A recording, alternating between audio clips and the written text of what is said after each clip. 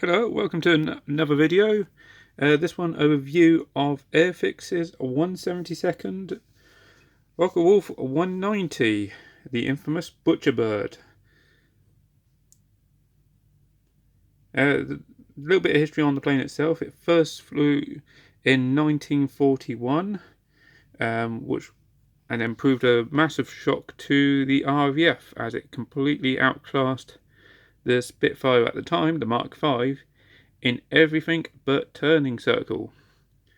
In fact, this is the main reason what led to the Spitfire getting upgraded to the Mark 9 variant.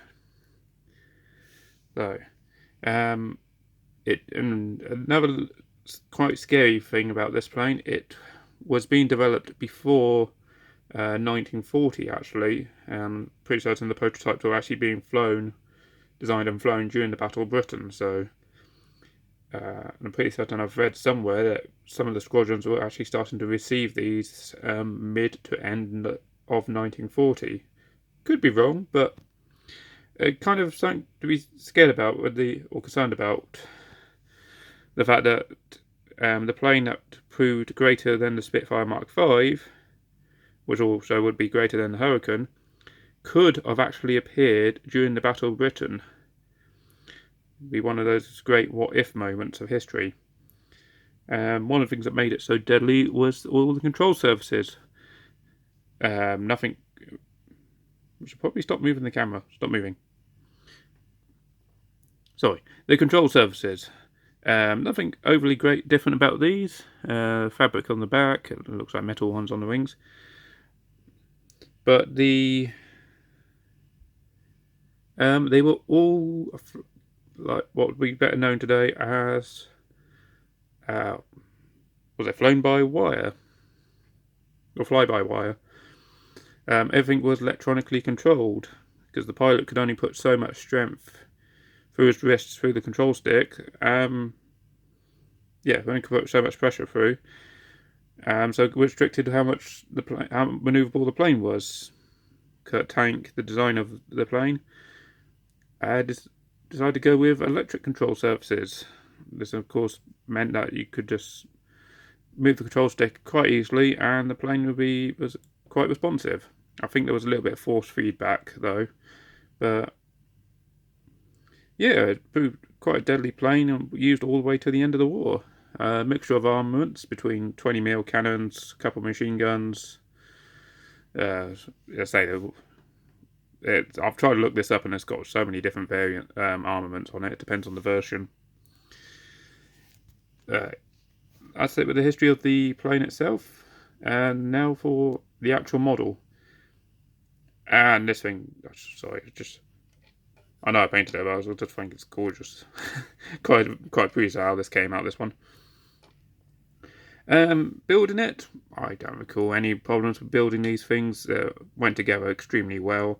The quality of the mould, or the moulding, is quite good. I would say the one thing I did, not this version, but one of the ones I have got, the spinner, or the air intake spinner there. You can focus? Kinda. These little vents here around the outside of the propeller. One of the ones I've got, because I've got two of these made, I think I've got a third one unmade. One of these little vents around the outside has actually snapped off, and that's before I received it. So yeah, unfortunately not that great, but the rest of the plane itself, quite a lovely kit. I'm going to reference another YouTube channel twice with this one. So QuickKits, I'll put the link to his channel in the description. Gave me he did this one specifically, and how to do the mottling effect with a paintbrush, because this is all paintbrush painted. So what he did was painted it as normal, so you got the two greys at the top and the blue grey at the bottom, and then he thinned down the colours for the splotches, and then put thinner all the way down the side. and then it's just like put the little drops on, waited for it to dry, weaken down the original grey colour, put it over the top, and then waited for that to dry, and then again put a layer of thinner down, thin down these paint you're going to use for the splotches, and then splotches on top. As I go watch his video, because this was quite good, and one thing I learnt from his video as well actually was the fuel tank underneath. Make sure you drill the holes out of the wing first before putting the before assembling the wing, because otherwise you will not get that bit on. You can, you'll just have to guess where it goes, but it helps to drill the holes out. Flip them back over. The inside is not. It's semi-decently detailed. You can't. Camera's not going to pick it up, is it? Nah, camera's not going to pick it up. But you get basic level of detail that you find in most Airfix kits nowadays. It gives you an impression of all the various controls and stuff on the inside of the planes. The instrument panel is just a decal. You don't get the seat belts in the kit itself. I made those with a bit of tissue paper or thin paper, and then just glued those on, painted it over the top. Yeah, you can assemble this with the cockpit open or closed. I went for the open option for this one. I know more planes do open cockpits now, but I'm so used to seeing the cockpits closed. It's nice to have them open for a change. I don't know if anybody else is similar in that regard. The paints used, I can't remember what I used for the paints on this one, to be honest, but I'm pretty certain it is the humbrol colours. So I was at 252, 251, and I don't think it's 65, because 65 I'm pretty certain is a more bluer colour. 242, 247 for the side. Could be wrong. That's definitely humbrol 53, the metal there. Put a black wash on that, and it's one of these at the time where I was picking out all the panel lines with a very thin brush, and used the Citadel Nuln Oil, a black wash basically, and just basically went through all the panel lines. Quite distinctive underneath, unfortunately. Well, fortunately, it depends if that's what you're particularly after. Probably doesn't work too well on the fuel tank there, does it? But yeah, the one thing I would say with this, the decals, it comes with the decals, sorry. Let's jump onto the decals even, get the words out. Unfortunately, that's the only one that's silvered, which isn't too bad actually. Considering you also get all the little decals there as well. You can kind of see them. You see the dotted lines going around there. I'm guessing those are the do not walk past this line. Those came out quite well. It's only that one that's silvered. It's a bit odd. But the snake and the cross. So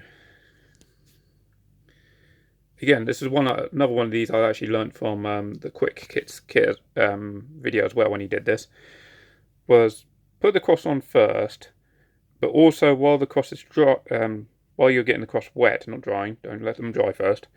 While the cross is getting wet and coming off the peeling paper, get the snake going as well. Unfortunately, I think this one snapped about there. Can't quite remember. But yeah, get the snake going as well as the cross, and then put it on, put the cross on, put the snake on, get everything in place first. I use water. I don't use the I didn't use the micro sole for this one, but at the time I was using the water. And yeah, just get it in the place that you want it. Make sure the cross is level and everything else is in the right place. Once you're happy with it, then I damped it dry. Pretty certain I sealed it first before putting the little, whatever the little triangle is. I think it's there 65, I'm guessing it's either oil or fuel. Again, if you know what those 65 things are, let me know. And then we'll say once that's all dry, I'll also put the leaven on next to it.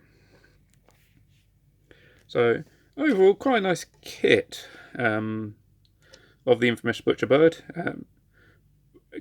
Like most of the kits, I would actually recommend this one. Could probably get a few of these and some extra decal options and make them up in all the different variants. Or paint them up in the different variants and colours they inevitably were in. So yeah, a nice little plane, this one. Quite sturdy as well. Bounce in, bound a little bit. Doesn't feel flimsy. So yeah, nice little plane for that. Highly recommend people get this one.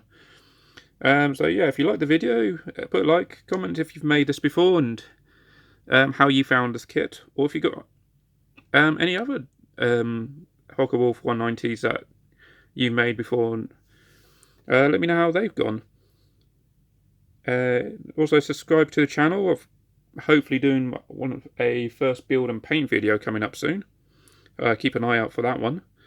But also keep subscribe to all the other videos I'll be hopefully putting up soon. Okay, thanks, bye.